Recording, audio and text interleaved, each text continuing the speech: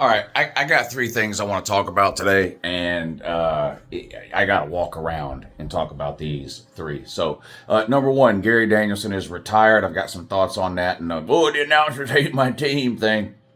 Gonna do that now. I don't think I can fit all three things in one video. So, talk about Gary Danielson deal here. Dion signed a new contract. Holy moly! I got some thoughts on that, and our old buddy Jerome Pruitt. The high school PE teacher, Jerome Pruitt, is suing the NCAA. Who's not suing the NCAA? So Gary Danielson is retiring.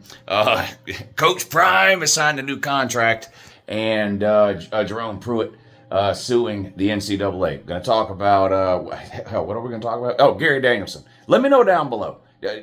You want to hear me talk about Dion and his new contract, or Jerome Pruitt suing the NCAA? Let me know down below. I'll do another video later this afternoon. So our old buddy Gary Danielson. Now, first let's just start with the news. Gary Danielson has announced that this coming season, the 2025 season, will be his last broadcasting college football games on CBS. Now, for a long time, he's been with CBS, and for a long time, CBS had the SEC. That went away last season with all the new TV deals that were signed over the last few years. And CBS got picked up by the Big Ten. All of the SEC games now are on ABC, ABC, the ESPNs, SEC Network, all that. So Fox got the Big Ten. Gary Danielson with Fox, so-called Big Ten games last year. Now, Gary Danielson been calling football games forever. Love him, hate him, feel indifferent about him, whatever the case. We're going to get into that in a second, too. He's been calling football games forever. And he's not really that old, let's be real. This isn't like a Vern Lundquist situation. Remember that? The last couple of years of Vern Lundquist, I mean, the guy, he couldn't pronounce simple words. He would get his sentences were all messed up. Half the time he had to be reminded where he was at and what was going on. I hate to see people get that way. I do. Lee Corso's that way now. I guess it's hard to know when to walk away. Or it's just hard to walk away when you've been doing something for so long, and I kind of get that. But it got sad seeing Vern. Now we got Lee Corso, got him propped up on game day now. I don't know. It's sad to see, like, when you have these people that you've been watching forever. The athletes are the same way sometimes. It's hard for an athlete a lot of times to know when to walk away. Do you want to walk away while you're still at or near the top of your game? Do you sort of just run it until the wheels fall off? I get it's not an easy decision. But at least Gary Danielson's walking away before he gets to that point, right? He's much younger than those other two guys, Vern or Lee Corso. But it is kind of funny to me that Gary Danielson has been involved in the world of college football for what seems like forever, calling games on CBS for what seems like forever. And all it took was 1 year, one season, being stuck calling mid-tier Big Ten games for Gary Danielson to go, I've had enough of this shit. Now he's going to do a second season. Like I said, this is his farewell tour coming up. So he'll be around. So he'll end up with the 2 seasons in the Big Ten. But after his first season, last season in the Big Ten, he went, I'm out of here. That's kind of funny to me. Yeah, CBS really screwed up when it came to the TV negotiations and all that. They didn't screw up by going to the Big Ten. The Big Ten's got good football. The problem is when CBS had the SEC, they had the first pick of the week every week. So they got to look at the entire slate of SEC games from week to week, and they got to pick whatever game they wanted to do. Now, there was a couple of rules built in, like you can only do the same team, I think, 4 or 5 times, something like that. But basically, CBS got first pick of games amongst all the SEC games every week. Well, when that deal fell through and they signed on with the Big Ten, they did not get the first pick of games every single week. In fact, in a lot of cases, they were getting the 3rd or 4th pick of games every single week. The Big Ten does the Fox Big Noon kickoff every week at noon, and that tends to be their biggest game of the week, or one of the top 2 games of the week is that Big Noon kickoff game. Fox also broadcasts a primetime game, and you got to have something good to put in prime time. So a lot of, and that's in addition to FS1 and, everything else that the Big Ten had going on with their TV partners. So in a lot of cases, that game, the CBS game of the week this past season, which was a Big Ten game every single week, in a lot of cases, that was like the third, fourth, fifth best Big Ten game of the week. So Gary Danielson is used to calling like, Alabama, LSU, Georgia, Florida, Tennessee, Bama, or Tennessee, Florida, or whatever the biggest game of the week was in the SEC. And then all of a sudden he looks around last season and he's calling like, Purdue versus Northwestern at 3:30. Or, like Nebraska versus Rutgers or something like that. CBS completely screwed that whole thing up. Not that those games aren't watchable. You know me, I love college football. I'll watch any college football game. But if you paid attention last college football season, then you know what I'm talking about. And the ratings reflected that for CBS. If you look at the ratings that CBS got this past season in their 3:30 slot, which is a traditional like mega slot for CBS. Again, that's where their SEC game of the week was every single week for years, was that 3:30 time slot. If you look at the ratings, the last few years, and this isn't, look, I don't mean this in an SEC versus Big Ten way. If when CBS had the SEC, they got the fourth, fifth, or sixth best game of the week in the SEC, their ratings would have reflected that. The point is that that's not what they got. They got to pick the best game of the week every week when as part of their SEC TV deal for years. And last season with the Big Ten, they did not get their pick. They got sort of the leftover pick. So obviously the ratings were going to suffer because of that, right?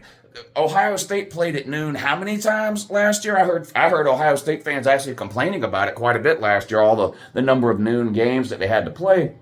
And that's because Fox gets the first pick of Big Ten games for that big noon kickoff slot.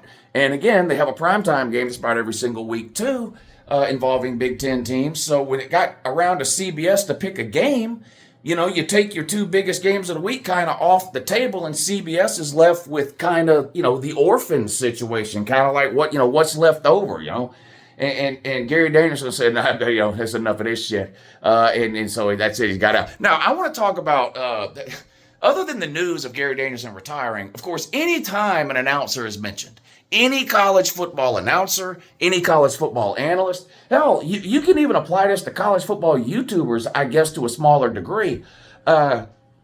This idea that every announcer hates your team. Now, I've made, I don't know how many videos on this, but it has popped up again with the news of Gary Danielson retiring. You've got all kinds of fans from all different kinds of fan bases and teams from across the country going, oh, thank God this guy's gone. He hated my team. He never had anything good at all to say about it. Gary Danielson doesn't give a fuck about your team.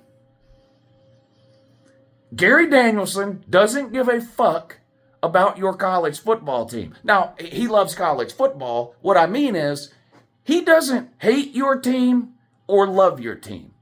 Neither. And here's the thing, and this isn't something that's unique to Gary Danielson. Every single year during the college football season, I cannot tell you how many comments I read and how many statements I hear from people saying, such and such announcer hates my team. Such and such broadcaster hates my team. Hell, it's gone even further than that, where now you got people out there that think some inanimate object like a TV network hates their team. This is ridiculous. And I'm not even talking about like the idiot Big Ten people or idiot Florida State people who say, well, ESPN hates me. ESPN doesn't give a fuck about you one way or the other. They don't. You're a product. That's all you are. I'm not even talking about, I'm not even necessarily talking about that. You've literally got fans of SEC teams that think that think ESPN hates their team. Then you've got fans from other conferences going, ESPN just loves all the SEC teams. And then somebody from some SEC team is going, well, ESPN hates my team. And here's the thing. I can find an Alabama fan that thinks ESPN hates Alabama and loves Tennessee. I can find a Tennessee fan that thinks ESPN hates Tennessee and loves Georgia. I can find Georgia fans that think that ESPN hates Georgia and loves Texas. I can find ESPN fans or Texas fans that think that ESPN hates Texas and loves Texas A&M. Here's the thing. Every single announcer in the country can't hate every single team in the country. Let me tell you what I think is going on here.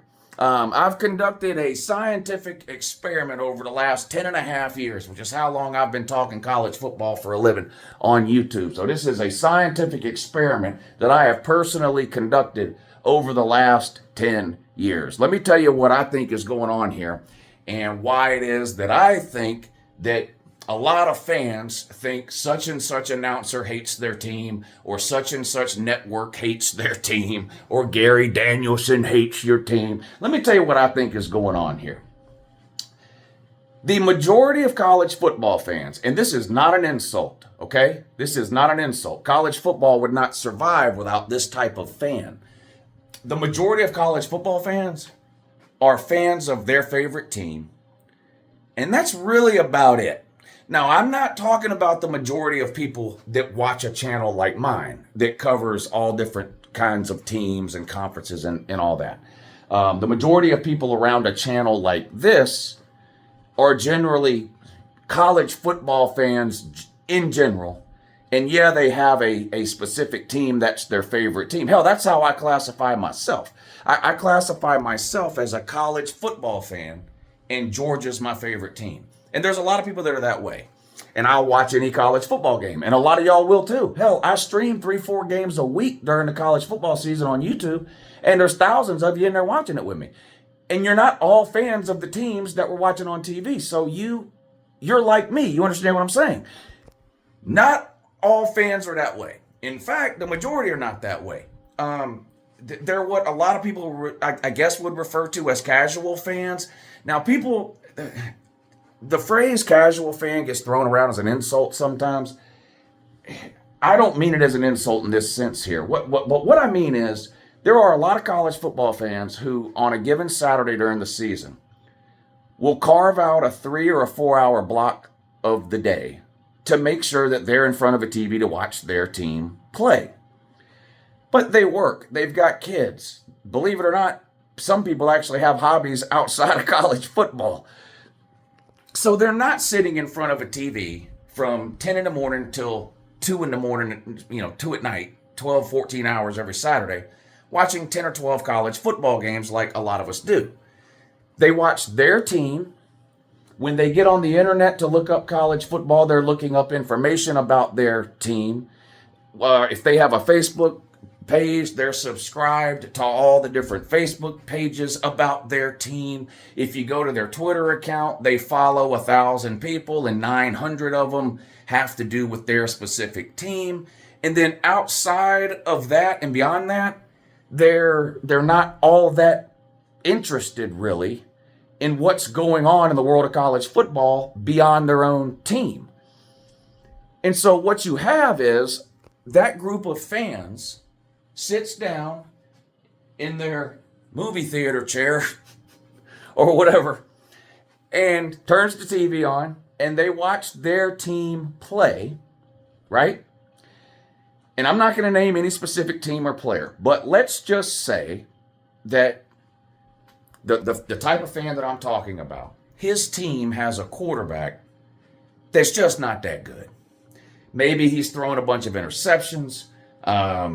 Maybe he misses reads all the time. Whatever. He's just not considered an elite level college quarterback, okay? And that fan is sitting in his chair and he's watching his team play. And the announcer says that. Boy, this quarterback has really struggled over the last few weeks, 4 interceptions, only 1 touchdown. He's only completing 52% of his passes in his last 3 road games, something like that. Basically, the announcer is doing his job. He's talking about the players on the team. He's not calling him a trash can or a deadbeat or whatever. He's just, hey, it is what it is. Well, the type of fan that I'm talking about that's sitting in the chair watching that hears that and then goes, well, this guy just hates my team. He don't never say nothing good at all about my team. Let's say the team that this fan's team is playing has a quarterback that's in the running for the Heisman. The announcer is going to mention that. at some point during the broadcast, probably multiple times. Okay? So that announcer is going to say, wow, this one quarterback has really struggled over the last couple of weeks, 4 touchdowns, 1 interception, only completing 51% of his passes, blah, blah, blah, blah, blah. And then 15, 20 minutes later, when the other team has the ball, that same announcer is going to go, wow, this quarterback's been lightening up. He's getting a lot of Heisman buzz. Probably going to be a finalist in New York for the Heisman ceremony at the end of the year. And all that fan hears is, this guy hates my team and loves this other team. That's all he hears. That's what I think it is. That's what I think it is. There is not an announcer calling college football anywhere that hates your team. Period. And the best proof and evidence of this is Kirk Herbstreit. Now, Kirk Herbstreit is a lightning rod because FSU fans want to burn his house down and, abduct his firstborn child and whatever. They're just, the obsession Florida State fans have with Kirk Herbstreit is honestly sick and has to be the result of some sort of brain disease. But let's take Kirk Herbstreit for a second. Now, y'all know Kirk Herbstreit. He's probably the most recognizable college football commentator, announcer, analyst, however you want to classify him. He's probably the most popular and well-known of them all, okay? And if you're watching this video, you probably know he went to and played for Ohio State, right? So do I think he's an Ohio State fan? Yeah, deep down, yeah. I mean, I think if any of us went to and played football for a major university, to some degree, we would be a fan of that school from that point to the end of time. Think about whatever fan your school of, right? And ex-players that are currently in the NFL, or even if they're not in the NFL or whatever, and they come back to campus during the spring game, or you see them on the sideline during a TV broadcast, or maybe they're in the NFL and they're getting interviewed and they mention their college. You get what I'm saying, right?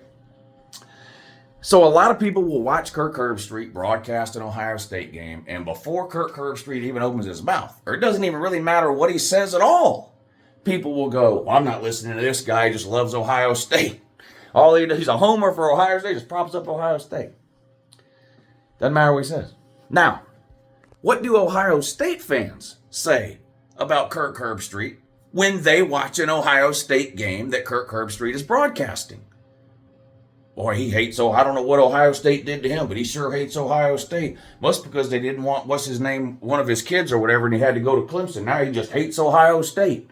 Never has anything good to say about Ohio State. A group of Ohio State fans can watch an Ohio State game broadcast by Kirk Herbstreit. And a group of non-Ohio State fans can watch that same game and that same Kirk Herbstreit commentary and come away with 2 completely different opinions on how Kirk Herbstreit feels about Ohio State.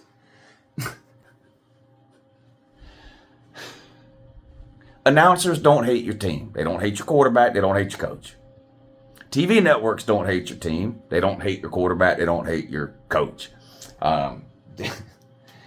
It would be funny if it hadn't gotten so far out of hand over the last few years, but I'm dead serious. Every single game that is broadcast on TV, I will get comments.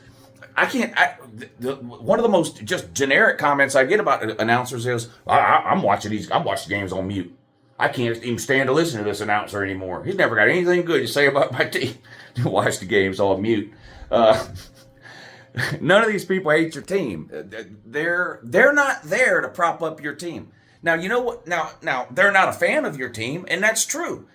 That's not their job. Their job is not to be a fan of your team and, prop all your players up and pretend the glass is half full constantly. That's not their job. Their job is to give their opinion and call it like they see it. And if your quarterback is a fucking trash can, then at some point during the game, the announcer is probably going to point that out. Not using that language, obviously, but if your quarterback has struggled, if your quarterback holds on to the ball too long, and has been sacked 20 times, whatever, they're going to mention that during the game. If the other team's quarterback is a Heisman candidate, they're going to mention that during the game. Does it mean they hate your quarterback? Does it mean they love the other team? Gary Danielson retiring. One more ride, one more season for our buddy Gary Danielson. Relegated to the C-level games in the Big Ten. over on CBS at 3:30 for the 2025 college football season. Salute, Gary. Have fun broadcasting. Whatever. Iowa versus UCLA in week 3 or whatever the fuck. Have a great day.